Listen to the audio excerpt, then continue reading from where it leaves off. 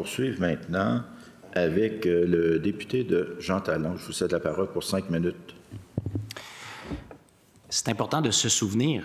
C'est la devise du Québec sur les plaques d'immatriculation. Je me souviens, et moi je me souviens bien d'une de mes premières expériences comme député récemment élu, c'est le bâillon sur le projet de loi 15 pour mettre en œuvre la grande réforme de la santé du gouvernement. Je me souviens qu'on avait à peine étudié 2/3 du projet de loi, dont 600 amendements qui venaient d'être déposés. Et je me souviens du travail colossal, notamment du député de Pontiac, du député de Rosemont et du député des Îles-de-la-Madeleine pour maintenir le débat démocratique qui devait être fait sur cette réforme-là. Réforme qui nous a été enfoncée dans la gorge parce que quel était l'unique argument, alors qu'on voulait continuer à travailler sur cette importante réforme? On va livrer des résultats, des services à la population après Noël. C'était ça le message du gouvernement. Des résultats. Et le résultat, ça a été l'accouchement, le très long accouchement de Santé Québec. Le ministre qui nous disait qu'il voulait un réseau plus performant, plus humain, plus décentralisé, fait un brassage de structures contraire à ce qui avait été annoncé. Et qu'est-ce que ça donne dans la réalité? Des nouveaux employés, dans des nouveaux employés de l'État, seulement 8 qui sont des infirmières, alors que 50 sont des gestionnaires et des cadres. Une augmentation des contrôles et de la bureaucratie qui fait en sorte que le protecteur du citoyen, parce que ce n'est pas le député de Pontiac qui dit ça, c'est le protecteur du citoyen, rigidité administrative et affligeante perte de sens. Le protecteur du citoyen a allumé une lumière jaune et a constaté une déshumanisation des soins et des services offerts par l'État québécois, et c'est ce qu'on entend dans le réseau. C'est ça que les gens nous disent dans le réseau, puis ils disent que c'est exacerbé par les compressions qui ont été commandées par le gouvernement, qui coupent des postes d'infirmières et de préposés aux bénéficiaires. Ce sont des postes qui offrent des services à la population. Des gens dans le système nous disent eux-mêmes qu'il y a une dégradation des soins et en plus, il y a une omerta. Le gouvernement nie ce que tout le monde constate. Il y a des postes qui disparaissent, puis non, il n'y a pas de coupure. Nous, au Parti québécois, on a été très clairs, on a dit on veut miser sur une approche humaine et décentralisée avec les CLSC comme porte d'entrée du réseau. On veut miser sur la prévention et la réduction de la maladie, des saines habitudes de vie pour une population plus en santé, réduire la surprescription chez les jeunes, chez les personnes âgées. Ça, c'est une réelle façon de faire des économies sans toucher les services directs à la population. On veut réellement freiner le recours au privé, pas parler des deux côtés de la bouche. Alors, souvenons-nous aussi, j'ai commencé avec ça, souvenons-nous comment le gouvernement de la CAQ s'est présenté aux élections en 2018 et en 2022. Il a dit « Je vous promets 90 minutes d'attente à l'urgence. » Aujourd'hui, c'est en moyenne 4h58. Un médecin de famille par personne. Maintenant, ensuite, on a parlé d'un groupe de médecins de famille par personne. Puis ensuite, un professionnel par personne. Aujourd'hui, 2 millions de Québécoises et de Québécois n'ont toujours pas accès à un médecin. Mettre fin à l'incorporation des médecins et changer le mode de rémunération. Au lieu de ça, on est embourbé dans des négociations interminables avec les fédérations de médecins et le gouvernement n'a pas encore eu le courage de prendre des décisions difficiles, celles qu'il avait lui-même annoncées. Ouvrir des postes d'infirmières à temps complet, c'était ça la promesse. Aujourd'hui, on apprend que dans le CIS de Chaudière-Appalaches, 222 postes d'infirmières auxiliaires et d'inhalothérapeutes coupés. CIS de Laval, des postes de préposés aux bénéficiaires non remplacés en nuit, en CHSLD. CIUS du centre de l'île de Montréal, 40 postes d'infirmières et de préposés aux bénéficiaires coupés. Redonner plus d'autonomie aux régions, aux usagers, aux gestionnaires. Résultat, la réalité, ce qu'on a fait, on a centralisé à Santé Québec. Depuis décembre, aucun conseil d'administration d'établissement n'a tenu de rencontre. Les comités d'usagers ont été négligés dans la réforme et ne sont plus consultés. Le Comité national des usagers n'a pas encore été mis en place. Le gouvernement dit on va améliorer l'accès aux soins le soir et la fin de semaine. On a fermé des services comme la mammographie le soir dans le Bas-Saint-Laurent.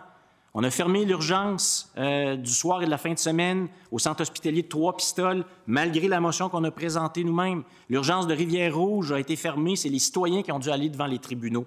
Alors, des problèmes, et ces problèmes-là, dans le système de santé, j'en entends parler à tous les jours dans Jean Talon. J'ai hâte de leur répondre que le gouvernement s'attaque avec courage aux bonnes priorités. Merci, M. le député. M. le ministre. Oui, c'est à votre tour. finir par l'avoir. Je vais prendre quelques points précis, là, parce que je l'avais donné grossièrement des exemples sur les 3 des points que le député vient de faire. Premièrement, je l'ai mentionné en Chambre quelques fois là, durant les dernières semaines. Je prends l'exemple de Chaudière-Appalaches, dont vous venez de parler, Monsieur le Président. C'est une région que vous connaissez bien, là. La réorganisation des postes, Monsieur le député, qui se fait en ce moment, là, il y a effectivement 150 postes qui ont été abolis. Ce que vous oubliez de dire, excusez-moi, je dois m'adresser à vous, c'est qu'en parallèle, il y a 350 postes qui ont été ouverts. Ça, là, il ne faut pas oublier, il faut dire toutes les choses à la population. On ne peut pas juste donner un côté de l'équation. Puis, je peux vous donner l'exemple, là, Capitale nationale, fermeture de 258 postes, il y en a 1400 qui sont ouverts. Des postes qui sont ouverts, là, en parallèle. Abitibi-Témiscamingue, 111 postes qui sont fermés, 37 qui sont ouverts. Et là, ce que je suis en train de demander, à Santé Québec, parce que je leur dis, on suit ça, vous allez nous dire l'ensemble de la situation. C'est ce qui est en train d'être fait. Au fur et à mesure que ces données-là rentrent, j'ai l'engagement, je vais être très transparent. Voyez-vous, ce que je pense qui est important, là, c'est de dire aux Québécois, puis je l'ai expliqué en Chambre, puis je vais le faire parce que c'est ça que cette session-là me donne l'opportunité ce matin, de dire ce qu'on a demandé à Santé Québec, là, puis qu'ils font là, depuis, c'est quand même très récent. Là, je reviendrai sur le protecteur du citoyen. C'est qu'on leur a dit maintenant qu'on a l'avantage d'avoir l'employeur unique, puis on est capable d'avoir une flexibilité dans les conventions collectives. Ma collègue le sait, comment ça a été difficile, la négociation des conventions collectives. Mais on a réussi à avoir la flexibilité qui a été demandée pour qu'on soit capable de mettre le bon personnel au bon endroit. Bien, toutes ces réorganisations de postes-là, il faut quand même suivre nos conventions collectives. Et la convention collective qui donne le droit à l'ancienneté, bien, c'est sûr qu'il faut avoir fermé un poste pour en ouvrir un autre pour que les bonnes personnes puissent s'appliquer dessus. C'est ça, nos conventions collectives, puis on les respecte. Mais ça prend du temps faire cette réorganisation-là.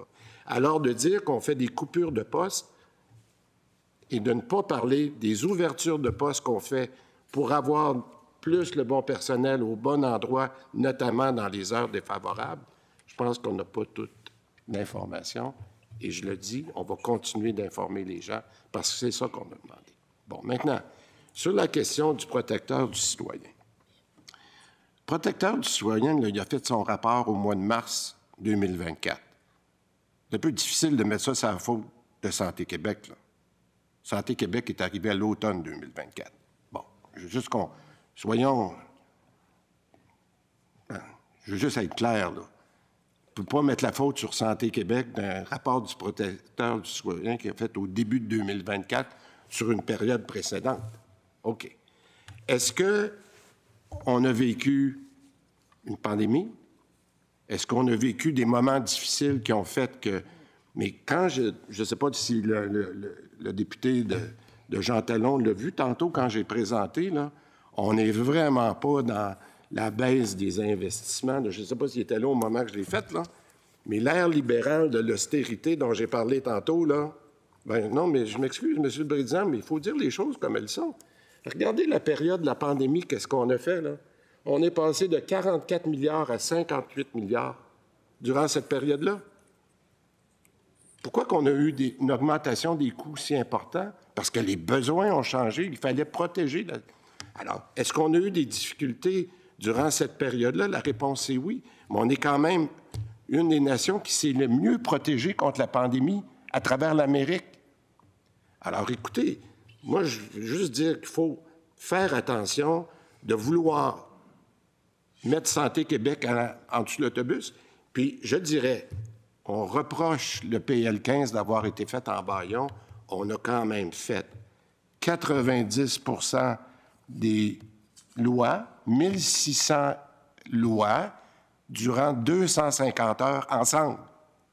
Ils ont été discutés. J'ai 2 collègues qui sont en face de moi, là, qui ont participé à tout ça, là. Alors, de dire que ça a été mis dans la gorge des gens, là, je trouve qu'on exagère un petit peu. Merci beaucoup, M. le Président. Merci beaucoup, M. le ministre.